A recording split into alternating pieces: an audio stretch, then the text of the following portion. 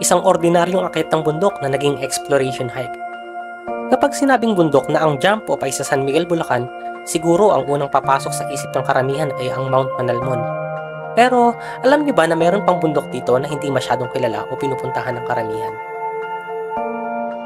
Sinubukan naming akyatin ang isang bundok at tumaan sa trail na less traveled, ang Susong Dalaga, mula sa Biak na Bato. Hinango ang pangalan nito dahil sa anggulo ng bundok na tanaw sa malayo. Pero maraming imahe ang pwedeng mabuo dito depende sa mata ng tumitingin. Ito din ang parehong bundok na wangis ng mukha ni Jesus na naka-side view na pinagkunan ng pangalan ng banal na bundok. Halos araw-araw akong nagbabike dito sa Biak na Bato at hindi ko alam na meron palang jump off ng Susong Dalaga dito.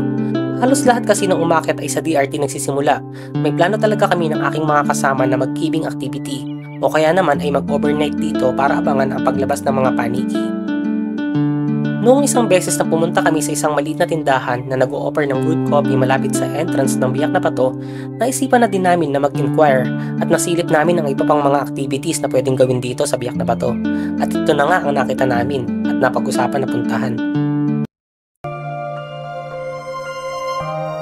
Nag-meet kami ng before 5:30 AM dahil lagpas kalahating oras lang naman na bike ang kailangan para makarating sa Biak na Bato.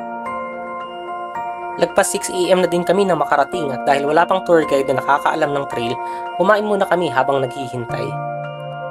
Around 6:30 AM naman kami na magsimula sa trek.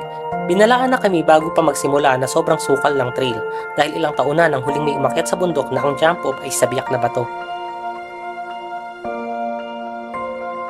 At eto na nga kami ngayon, nangangapa sa trail.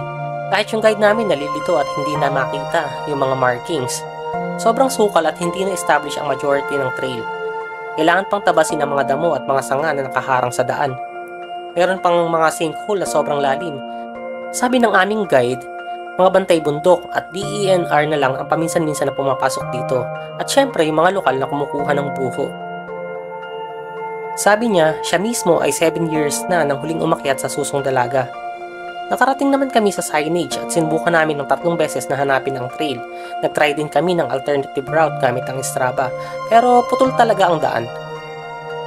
Siguro merong ibang trail na sa DRT ang ruta na hindi lang kabisado ng aming guide. Ang halina din at kung pipilitin namin na gumawa ng daan, baka abutin kami ng maghapon. Kaya nag-decide na kami na bumalik. Sobrang lapit na sana pero malayo pa din.